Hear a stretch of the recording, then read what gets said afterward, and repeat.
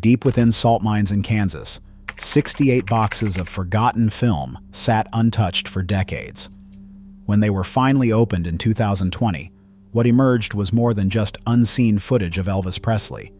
It was evidence of a tragedy that unfolded in plain sight while millions watched and cheered. The man who revolutionized music was dying, and the cameras captured every painful moment. August 16, 1977. Ginger Alden walked into the bathroom at Graceland and found Elvis face down on the floor. He was 42 years old. The world was told it was cardiac arrest, a sudden tragedy that no one could have predicted. But that was not the truth, not even close. 2 months after his death, lab reports revealed 14 different drugs in his system, 10 of them in significant quantities. In just the first 8 months of 1977, his personal physician had prescribed more than 10,000 doses of sedatives, amphetamines, and narcotics, all in Elvis's name. His body had been systematically destroyed over years by a pharmaceutical cocktail that would have killed most people much sooner. What the recently discovered footage shows is haunting. Performances from June 1977, just 2 months before his death, reveal a man barely recognizable as the king of rock and roll. His voice had deteriorated into what observers described as a small, childlike instrument. He talked more than he sang. Sweat poured down his pale, swollen face while his body struggled to keep up with movements that once seemed effortless. But here is what makes these recordings so disturbing. You can see him trying, fighting through pain that would have sent most people to the emergency room. Just before his final tour, Elvis had phone conversations where he said he just didn't feel good. People close to him begged him to cancel. His response was, "I can't. Everyone's relying on me. I have to make payroll." The newly uncovered audio from the Graceland archives includes 45 minutes of Elvis discussing his life. In these recordings, you hear a vulnerability that the public persona never revealed. A man aware that something was fundamentally wrong with his body but trapped by obligations, expectations, and an addiction he couldn't escape. The physical decline wasn't sudden. Elvis's backup singer, Kathy Westmoreland, remembered him confiding that his eyes were a constant source of pain. He told her, "God, I hurt all over." His physician later confirmed he suffered from chronic pain due to degenerative problems in his back and neck, the result of severe arthritis. He was also battling diabetes, glaucoma, and severe constipation.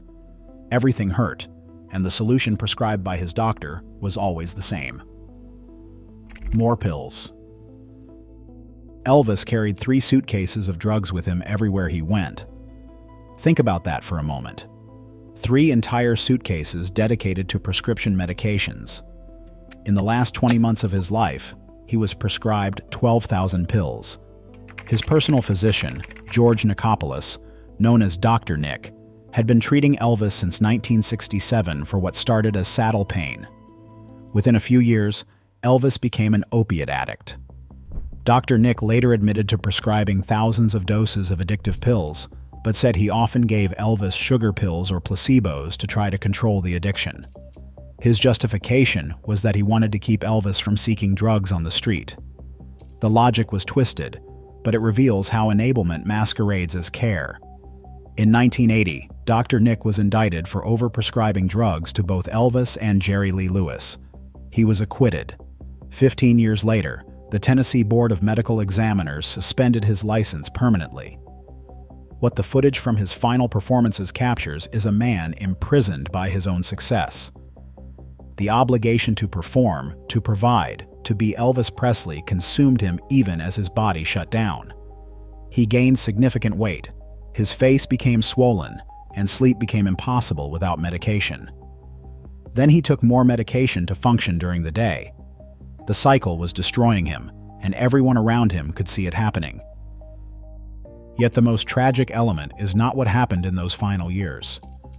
The seeds of Elvis's destruction were planted much earlier, in a grief so profound it altered the trajectory of his entire life. On August 14, 1958.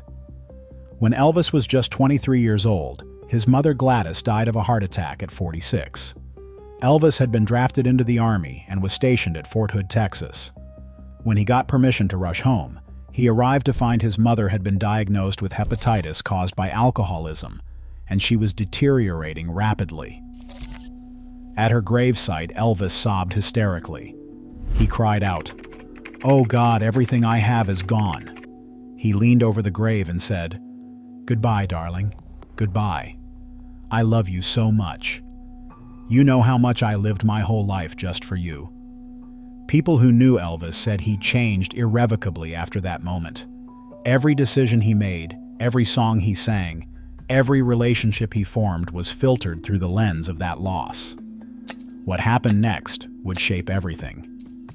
Gladys Presley was not just Elvis's mother. She was his entire world. The bond between them went beyond typical mother-son devotion into something psychological researchers would later describe as enmeshment. Gladys gave birth to twins on January 8, 1935. The first, Jesse Garin Presley, was stillborn. Elvis arrived 35 minutes later. From that moment, Gladys poured all the love meant for two children into one. She told Elvis repeatedly that he had survived for a reason, that he was special, chosen.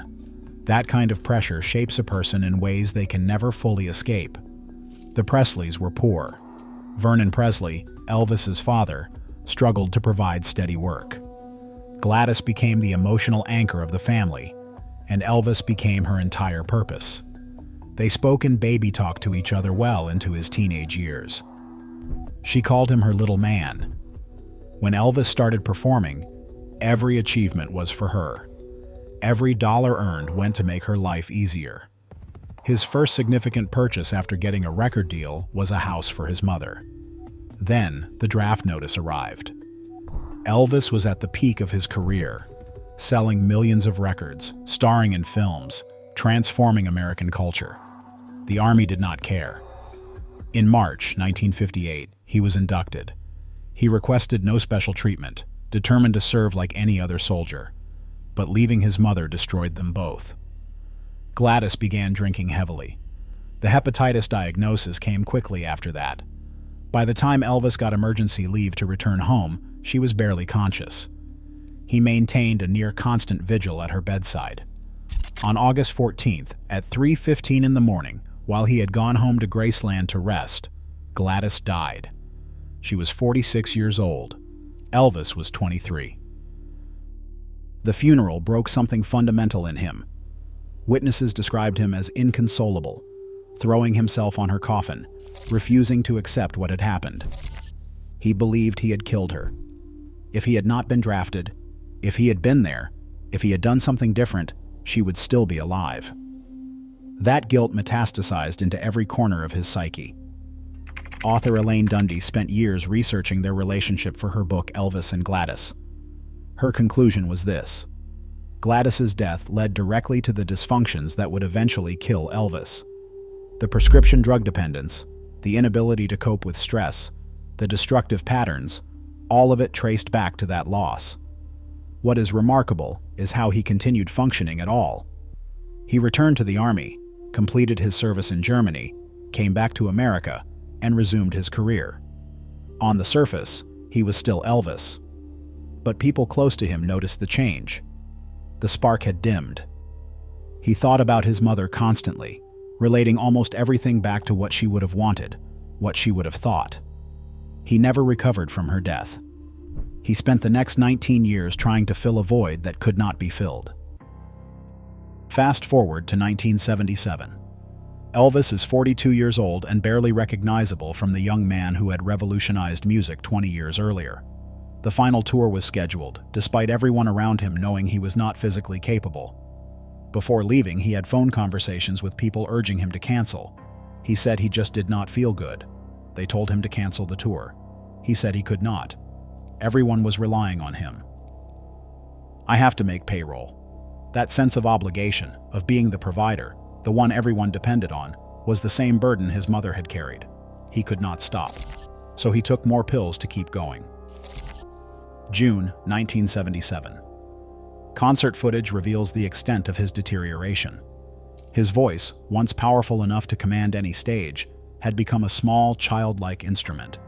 He talked more than he sang. By the end of performances, sweat poured down his pale, swollen face, his blue-black hair plastered to his forehead. Audiences watching did not know they were witnessing a man in the final weeks of his life. But here is what almost no one understood at the time. The drug use, the weight gain, the visible decline, those were symptoms of something deeper. Medical experts who later reviewed Elvis's records discovered he likely suffered from Ehlers-Danlos syndrome, a connective tissue disorder that causes intractable pain. The condition was not widely known in the 1970s, and diagnostic tools were limited. Elvis displayed all the symptoms, including the unusual flexibility and double-jointedness that had allowed him to move the way he did on stage. That signature hip swinging, those fluid movements, came from a condition that was simultaneously destroying his body from the inside. He also sustained multiple head injuries throughout his life, leading to an autoimmune inflammatory disorder that caused central pain. Everything hurt, all the time. The pills were not recreational, they were survival. Without them, the pain was unbearable. With them, he could function just enough to keep performing, keep providing, keep being Elvis Presley, until he could not anymore. On August 16, 1977, at Graceland, Elvis had spent the previous night awake, unable to sleep despite the pills. His fiancée, Ginger Alden, was with him. Around 4 in the morning, he told her he was going to the bathroom to read. Hours passed. When she woke up around 1:30 in the afternoon, he still had not returned. She found him face down on the bathroom floor, unresponsive. The king of rock and roll was gone at 42 years old. The official story came quickly. Memphis medical examiner Jerry Francisco announced cardiac arrest as the cause of death, and he declared that drugs had played no role. That narrative held for exactly 2 months. Then the lab reports arrived. 14 drugs were found in Elvis's system. 10 of them were present in significant quantities. The truth could not be hidden anymore.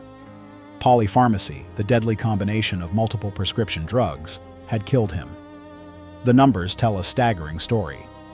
In just the first 8 months of 1977, Elvis's physician had written prescriptions for more than 10,000 doses of sedatives, amphetamines, and narcotics, all in Elvis's name. In the final 20 months of his life, he had been prescribed 12,000 pills total. He traveled with 3 suitcases full of medications. This was not recreational drug use. This was medical enablement on a catastrophic scale. Dr. George Nikopoulos, known as Dr. Nick, had been treating Elvis since 1967. What started as treatment for saddle pain evolved into something far darker. Elvis became dependent, then addicted. Dr. Nick later admitted in hearings that he had prescribed thousands of addictive pills, but he claimed he often substituted sugar pills or placebos to control the addiction. His reasoning was that he gave Elvis what he wanted to prevent him from seeking drugs on the street. The road to hell was paved with good intentions. But Dr. Nick was not held accountable, not immediately. In 1980, he was indicted for overprescribing to both Elvis and Jerry Lee Lewis. He was acquitted. It took until 1995, nearly 2 decades after Elvis's death, for the Tennessee Board of Medical Examiners to permanently suspend his license. The official cause listed hypertensive heart disease, with coronary artery disease as contributing factors. Elvis had been chronically ill with diabetes, glaucoma, and severe constipation. His body had been systematically destroyed by years of pharmaceutical abuse. He had confided to backup singer Kathy Westmoreland, saying, "God, I hurt all over." Those were not the words of someone seeking a high. They were the words of someone in agony, desperately trying to function. In his final 3 years, Elvis required around-the-clock nursing care. He was so disabled, so compromised, that he could not manage alone. Yet he kept performing, kept pushing, kept trying to be what everyone needed him to be. The tragedy is that most of this could have been different. If the medical community had understood Ehlers-Danlos syndrome, if diagnostic tools had existed, if someone had connected his pain to its real source, instead of just treating symptoms with more pills, if Dr. Nick had said no, if Elvis had been able to stop. Recently discovered footage offers glimpses of what was lost. 68 boxes of film were found in Warner Brothers archives stored in Kansas salt mines. These included outtakes, performances, the Gold Jacket Show from Hawaii in 1957, and unheard interviews. 2 years of restoration work revealed a 45-minute audio recording of Elvis discussing his life story. A new documentary, epic Elvis Presley in concert, features this footage alongside material from the Graceland archives, offering a window into the 1970 Las Vegas residency and the 1972 tour. It releases in February 2026. Deep in the Fox archives, 2 minutes of unedited footage from 1956 surfaced, showing Elvis recording a new ending for Love Me Tender. Graceland's vice president of archives called it priceless. These discoveries matter because they show us Elvis before the decline, during the peak, in the moments when he was still fully himself. They are reminders of what addiction stole, not just from him, but from everyone who loved his music. Elvis's story is not just about a star who burned out too soon. It is about untreated pain, medical malpractice, and the crushing weight of other people's expectations. It is about a man who lost his mother at 23 and spent the next 19 years trying to fill that void with anything that might make the hurt stop. Pills, food, performance, none of it worked. He died almost exactly 19 years after Gladys, as if he had been on borrowed time since the moment she left. The boy from Tupelo who changed music forever ended up trapped by his own success, destroyed by the very system meant to help him, unable to escape the cycle that killed him. That is the real tragedy. Not that Elvis died young, but that his death was entirely preventable. Every prescription, every pill, every decision that prioritized keeping Elvis functional over keeping Elvis alive, all led to that bathroom floor in Graceland. The king died alone, in pain, failed by almost everyone around him. The unseen footage reminds us what we lost, but more importantly, it shows us what we failed to protect. Elvis Presley did not just die. He was killed by a system that valued his performance over his survival, by doctors who chose enablement over intervention, and by a culture that demanded he keep giving until there was nothing left to give.